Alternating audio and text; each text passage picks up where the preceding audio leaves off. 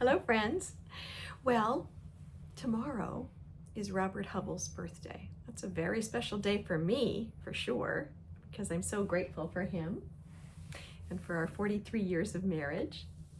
But I thought that as we celebrate his birthday this weekend, we would ask him to give us a few remarks about his 69 years.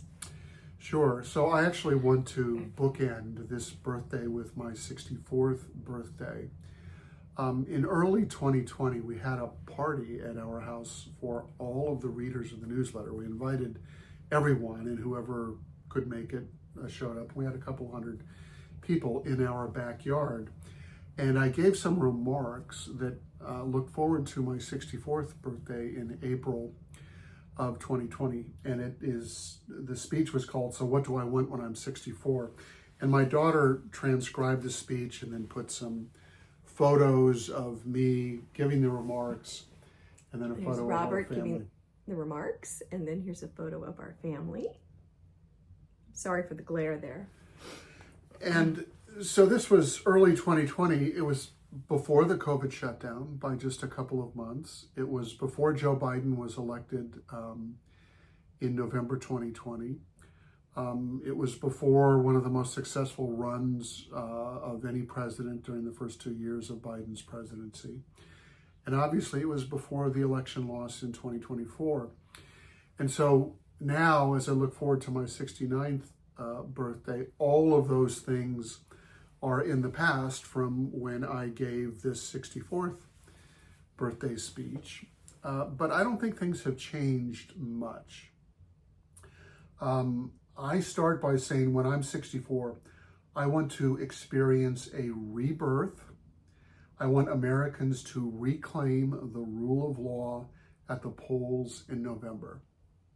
Well, here we are, 5 years later, still trying, still fighting to reclaim the rule of law. And I said, I want a period of healing and a return to decency. We still need that. I want Americans to understand that we have vastly more in common than not. And I say I want science to be viewed as a force for good and enlightenment.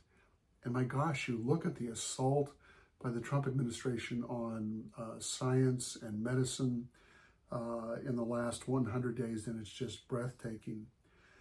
I say I want everyone to feel in their bones our connection to the earth and to recognize that this is the only home we will ever know. And you know, yesterday Trump signed an executive order, or maybe it was this morning, to accelerate leases for mining of coal and drilling for petroleum in the U.S. I want everyone to realize that we have a moral obligation to clothe, feed, house, and protect those who need our help. I want everyone to recognize the dignity inherent in every fellow human being. And again, those words were prescient in 2020 and are even more relevant today as Trump demonizes immigrants and LGBTQ people and leftist lunatics, as he calls them, anyone who isn't a sycophant or an enabler with him. So, you know, you could look back on that speech and say, you know, gosh, 5 years later, we're still wanting the same things despite 4 years of an interregnum with Biden. Or you could say, it's always going to be the same. We always have to wish for those things. If we give up, if we ever look away, as perhaps we did in the past, we will find ourselves exactly in the same position without having made any progress. But if we don't quit, if we don't give up, if we work every day to advance those goals, we will win in the end. I feel like we're really gaining traction now in April of 2025, and I'm feeling pretty confident, not only about the short-term ability to stop the MAGA agenda, but our ability to win in 2026 and 2028.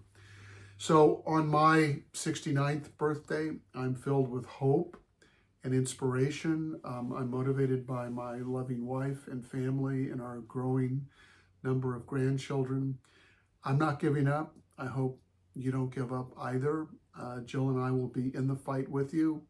And I just should say out loud, as I should every time I have the microphone, that everything I am is because of Jill. She's my partner in everything, and I'm eternally grateful for her.